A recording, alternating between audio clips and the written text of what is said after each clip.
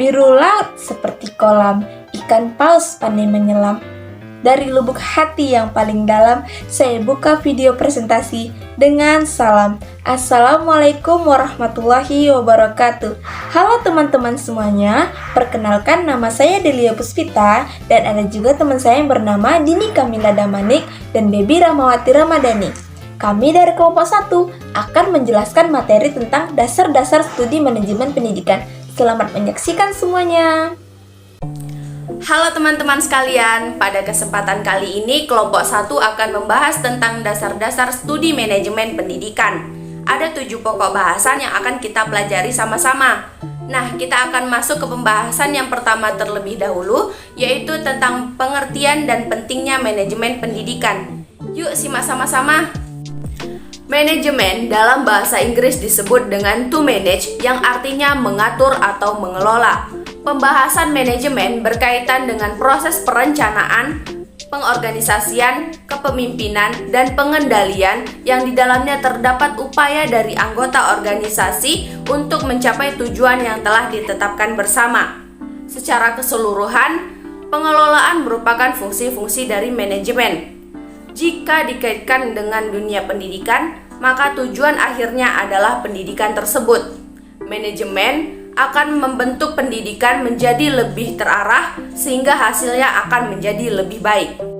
Jadi, dapat disimpulkan bahwa manajemen pendidikan merupakan suatu proses perencanaan, pengorganisasian, pelaksanaan, dan pengawasan dalam mengelola sumber daya berupa money, materials, method, machines, market, dan segala hal untuk mencapai tujuan pendidikan yang efektif dan efisien.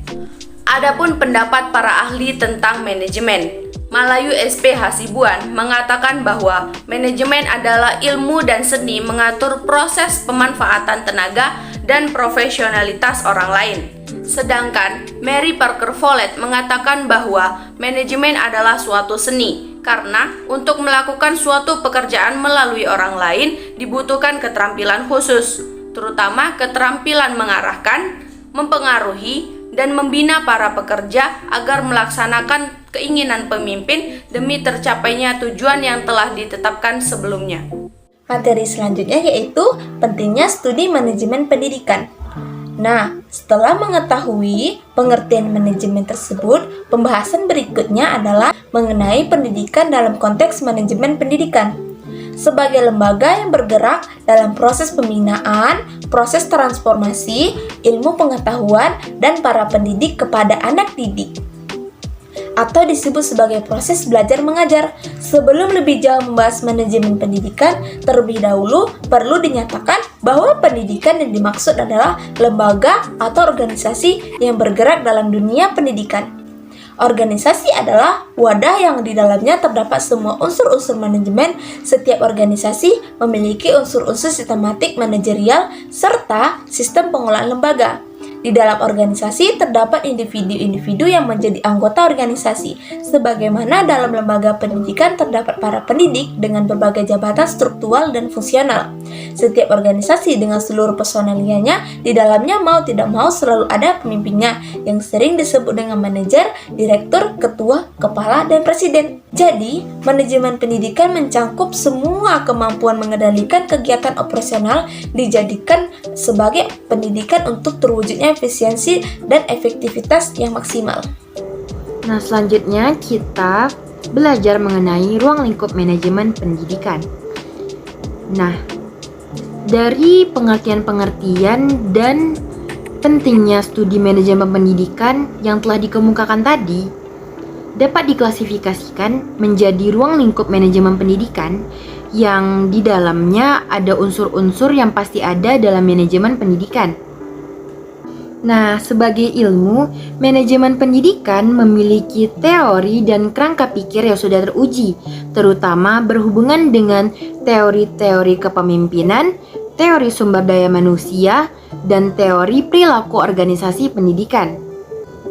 Teori manajemen pendidikan yang ilmiah memfokuskan keberadaan pemimpin atau manajer dan keberadaannya dalam suatu lembaga pendidikan yang disebut dengan supervisor. Nah, kalau teori klasik menjelaskan mengenai pemanfaatan dan pengangkatan personil pendidikan, tentang tanggung jawab pelaku pendidikan, dan menciptakan iklim lembaga pendidikan yang kondusif. Nah, jadi teman-teman, menurut teori manajemen pendidikan yang ilmiah, penciptaan iklim yang kondusif bagi lembaga pendidikan itu sangat bergantung bagi sumber daya manusianya yang menggerakkan lembaga pendidikan itu. Karena jika di dalam suatu pendidikan itu sumber daya manusianya lemah, maka meskipun ada fasilitas dan modal yang memadai, manajemen pendidikan itu tidak akan meraih proses keberhasilan. Nah, teman-teman tahu nggak sih, kalau dalam teori organisasi klasik itu yang pertama kali dikemukakan oleh B.I. Fayol tahun 1841 sampai 1925 membahas manajemen, yaitu ada 6 hal. Yang pertama itu ada teknikal, ada komersial, ada finansial, ada security, ada akuntansi, dan ada manajerial. Nah, mari kita bahas satu-satu.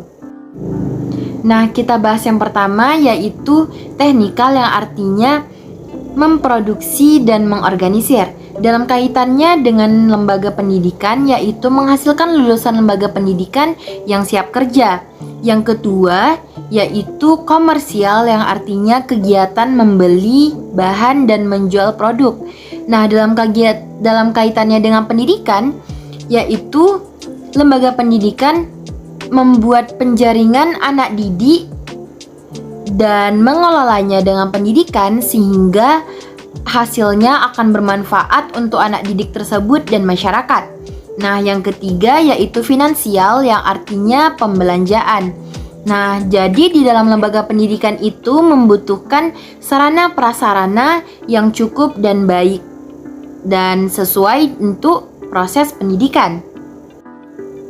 Nah, kita masuk yang keempat yaitu security, yang bisa kita artikan yaitu sistem penjaga keamanan. Nah, dalam lembaga pendidikan, kita sebagai pelaku pendidikan harus memastikan anak didik kita itu dalam pengawasan yang baik, baik itu di lingkungan internal maupun eksternal. Karena yang telah kita ketahui bahwa pengaruh lingkungan itu sangat berdampak besar oleh anak didik ini. Nah, jadi melalui apa kita ajarkan mereka, yaitu melalui pendidikan agama dan pendidikan akhlak. Nah, yang kelima yaitu akuntansi.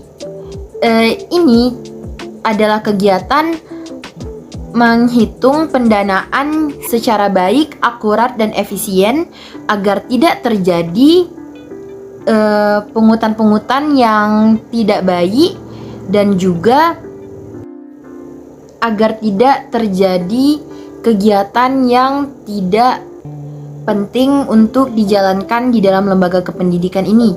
Nah, yang keenam yaitu manajerial, yang artinya manajer untuk pengelolaan dan untuk mengkoordinasikan di dalam lembaga kependidikan ini. Jadi di dalam lembaga kependidikan ini harus jelas koordinasi dan pengelolaannya agar bisa teratur dan efisien, serta menjadi lembaga pendidikan yang sangat-sangat terencana. Nah, selanjutnya kita bahas yaitu fungsi-fungsi manajemen pendidikan. Nah, di sini kita akan mempelajari fungsi-fungsi manajemen melalui 13 pakar. Nah, mari kita bahas satu persatu. Nah, yang pertama kita bahas yaitu fungsi manajemen pendidikan oleh Harry Fayol. Nah, dia memiliki sistematis fungsi manajemen pendidikan. Ada 5. Yang pertama planning atau perencanaan, yang kedua organizing atau pengorganisasian, yang ketiga coordinating atau pengkoordinasian, yang keempat commanding atau pengarahan, yang kelima yaitu controlling atau pengawasan. Nah, yang kedua menurut Harold Kohns dan Cyril O'Donnell, Fungsi-fungsi manajemen pendidikan itu ada dua, yaitu fungsi staffing, yaitu penyusunan staff, dan directing yang artinya penyarahan. Nah, yang ketiga menurut Luther M. Gulich, fungsi manajemen itu merupakan fungsi reporting, yakni penyampaian laporan, budgeting, penyusunan anggaran, pembelanjaan. Yang keempat yaitu George R. Terry, fungsi actuating atau penggerakan. Yang kelima Louis A. Allen menyatakan adanya fungsi leading atau kepemimpinan. John R. Beislin yaitu planning, organizing, commanding, dan controlling, sama seperti Henry, tetapi tidak ada coordinating. Yang ketujuh yaitu Prajudi Atmosiri Dirjo, yaitu sama dengan Louis A. Allen. Yang kedelapan yaitu William H. Newman menambahkan fungsi assembling yang artinya itu penyusunan pegawai atau personalia. Yang kesembilan Sondang P. Siagian menambahkan fungsi motivating atau penyusunan motivasi yang mendorong seluruh pegawai untuk bekerja sesuai dengan arah dan tujuan yang telah ditetapkan. Yang ke-10 yaitu Lindell F. Ulrich menambahkan fungsi forecasting, yaitu menyatakan mengadakan prediksi, memperkirakan berbagai kemungkinan yang akan terjadi. Yang ke-11 Winardi yaitu menambahkan fungsi komunikasi dalam organisasi. Yang ke-12 De Liengji yang menjelaskan fungsi decision making, membuat keputusan, dan fungsi improving yaitu melakukan improvisasi, pengayaan pendekatan, metode, dan strategi dalam mencapai tujuan.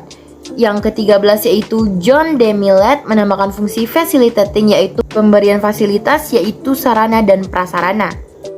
Nah, jadi fungsi-fungsi manajemen pendidikan dapat kita lihat dari tabel di samping ini. Nah, selanjutnya kita membahas mengenai macam-macam manajemen. Menurut Made Piarta, sebagai sebuah sistem, lembaga pendidikan itu merupakan kajian ilmu manajemen yang apabila dilihat dalam sudut pandang yang berbeda menjadi beberapa sudut pandang. Yang pertama yaitu manajemen berdasarkan sasaran yang hendak dicapai. Yang kedua manajemen berdasarkan struktur. Yang ketiga manajemen berdasarkan teknik. Yang keempat manajemen berdasarkan personil organisasi. Yang kelima manajemen berdasarkan informasi. Yang keenam manajemen lingkungan. Nah, selain manajemen perspektif sasaran sampai perspektif lingkungan, terdapat beberapa manajemen di bidang-bidang tertentu. Yang pertama yaitu manajemen sumber daya manusia, manajemen produksi, manajemen pembiayaan, dan manajemen pemasaran. Nah, kita masuk yang pertama yaitu manajemen berdasarkan sasaran atau tujuan yang hendak dicapai. Nah, memiliki 3 ciri-ciri utama. Yang pertama, seluruh aktivitas manajerial diarahkan kepada tujuan yang telah ditetapkan. Yang kedua, fasilitas yang disediakan bersesuaian dengan tujuan organisasi. Yang ketiga, kerjasama diciptakan untuk memudahkan pelaksanaan kegiatan agar tujuan tercapai dengan sebaik mungkin. Kita masuk yang kedua, yaitu manajemen berdasarkan struktur. Menurut David Evans, ada 5 ciri-ciri utama. Yang pertama, tugas individu yang jelas. Yang kedua, jabatan yang jelas. Yang ketiga, wewenang dan tanggung jawab yang jelas. Yang keempat, tugas dan kegiatan yang jelas dan rinci bagi petugas masing-masing. Yang kelima, hubungan antar unit kerja dan hubungan antar tugas jelas. Nah, kita masuk yang ketiga yaitu manajemen berdasarkan teknik, yaitu pengelolaan organisasi dengan teknik operasional. Nah, langkah-langkah pengelolaannya itu ada 5. Yang pertama, membahas seluruh rencana kegiatan. Yang kedua, menempatkan dan menugaskan personil yang akan melaksanakan rencana kegiatan. Yang ketiga, sarana dan prasarana. Yang keempat, melatih personil. Dan yang kelima, mengembangkan kerjasama. Kita lanjut membahas yang keempat, yaitu manajemen berdasarkan personil dan organisasi, yang secara garis besar berhubungan. Di sini akan membahas 3 hal saja. Yang pertama, membangun hubungan horizontal dengan seluruh personil organisasi. Yang kedua, perencanaan tenaga kerja.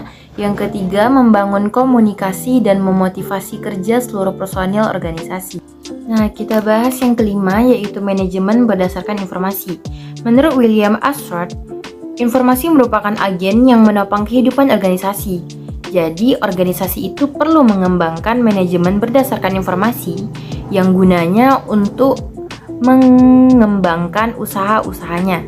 Nah, kita masuk yang keenam, yaitu manajemen lingkungan yang terbagi menjadi internal dan eksternal. Nah, yang internal yaitu pimpinan organisasi, karyawan organisasi, alat dan metode pengelolaan organisasi, strategi perencanaan dan pelaksanaan kegiatan organisasi.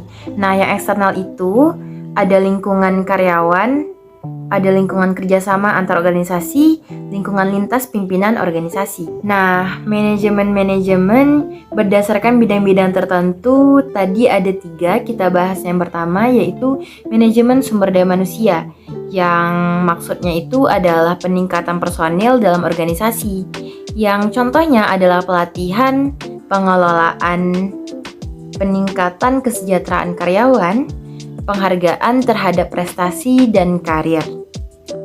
Nah, kita masuk yang kedua yaitu manajemen produksi yang berkaitan dengan hasil-hasil yang dikembangkan oleh organisasi. Nah, yang ketiga yaitu manajemen pembiayaan dan permodalan berkaitan dengan keuangan organisasi dengan mempertimbangkan anggaran yang dimiliki oleh organisasi dan mengelolanya dengan cara yang paling efektif. Selanjutnya, kita akan membahas tentang kesalahan manajemen. Kesalahan manajemen dapat disebabkan oleh beberapa hal, di antaranya yaitu yang pertama, belum adanya pola struktur organisasi yang seragam. Kemudian, belum adanya kesatuan bahasa dalam manajemen. Dan yang ketiga, belum adanya minat manajemen atau manajemen minus di beberapa pejabat pimpinan. Selanjutnya, belum adanya keseragaman tentang cara dan tata kerja antara instansi yang satu dengan yang lain. Yang kelima, tidak efektifnya pelaksanaan pengawasan. Dan yang keenam, kurang tepatnya koordinasi. Kesalahan manajemen selanjutnya yaitu tidak sesuainya rencana dengan kesanggupan ataupun kemampuan pelaksanaan rencana itu. Kemudian, terjadi perbedaan pendapat antara pejabat pimpinan dengan pelaksana. Dan pimpinan atau pejabat pimpinan merasa lebih berhak dan merasa lebih dari yang sewajarnya. Selanjutnya, birokrasi yang berbelit-belit. Kemudian, yang ke-10, tugas dan kewajiban pegawai yang tidak sesuai dengan keahliannya. Yang ke-11, adanya dualisme kepemimpinan. Dan yang terakhir, tidak pernah melaksanakan evaluasi terhadap kegiatan yang sudah dilaksanakan. Baiklah, materi selanjutnya yaitu prinsip-prinsip pengelolaan dalam manajemen. Yang pertama yaitu prinsip efisiensi dan efektivitas. Efisiensi dan efektivitas merupakan bagian dari prinsip-prinsip manajemen. Titik tolak pelaksanaan manajemen dalam organisasi memanfaatkan semua sumber, tenaga, dana, dan fasilitas yang ada secara efisien. Fungsi-fungsi manajemen dapat mempertimbangkan secara dan seirama dengan keadaan dan kemampuan organisasi. Artinya, dengan menghemat biaya dan memperpendek waktu pelaksanaan kegiatan, tetapi hasil yang diperoleh tetap optimal. Agar prinsip efisiensi terlaksana, maka semua objek organisasi harus dikelola dengan baik, sehingga penerapan prinsip efisiensi benar-benar relevan dan tujuannya yang hendak dicapai. Yang kedua, yaitu prinsip pengelolaan. Manajer yang baik adalah yang bekerja dengan langkah-langkah manajemen yang fungsional, yaitu merencanakan, mengorganisasikan, mengarahkan, dan mengontrol. Dengan demikian, target yang dituju dengan mudah dapat dicapai dengan baik. Perencanaan yang dilakukan berpijak kepada visi dan misi yang jelas, sehingga program-program yang dijadwalkan dibuat secara sistematis dan mendahulukan skala prioritas sebagaimana mengatur dan menjadwalkannya. Mana program jangka panjang, jangka menengah, dan jangka pendek. Yang ketiga, yaitu prinsip mengutamakan tugas. Pengelolaan internal artinya melaksanakan proses mengadministrasikan semua aktivitas organisasi yang merupakan tugas utama manajer. Sedangkan yang eksternal adalah pelayanan manajerial terhadap semua kepentingan publik yang berkaitan dengan aktivitas manajemen di luar kelembagaan. Yang keempat yaitu prinsip kepemimpinan yang efektif. Manajer adalah seorang pemimpin yang memiliki kebijaksanaan dalam mengambil keputusan, tidak bertele-tele, dan menghemat waktu, artinya tegas, lugas, tuntas, dan berkualitas. Dengan demikian, seorang pemimpin wajib mengembangkan hubungan yang baik dengan semua bawahannya, cerdas, human realistic. Yang kelima, yaitu harus menggunakan prinsip kerjasama. Yang keenam, prinsip kerjasama didasarkan dengan pengorganisasian dalam manajemen. Semua tugas dan kewajiban manajer tidak diborong oleh satu orang, melainkan dikerjakan menurut keahliannya dan tugasnya masing-masing sehingga beban kerjanya tidak menumpuk di satu tempat, sedangkan di tempat yang lain tidak ada harus dikerjakan. Pembagian tugas, wewenang, dan tanggung jawab seharusnya dipolarisasi berdasarkan prinsip profesionalitas sehingga kerjasama yang dibangun tidak terbelit-belit. Eits, tunggu dulu, ada sedikit pantun nih. Biru laut seperti kolam, ikan hiu pandai menyelam. Dari lubuk hati yang paling dalam, kami tutup presentasi dengan salam. Wassalamualaikum warahmatullahi wabarakatuh.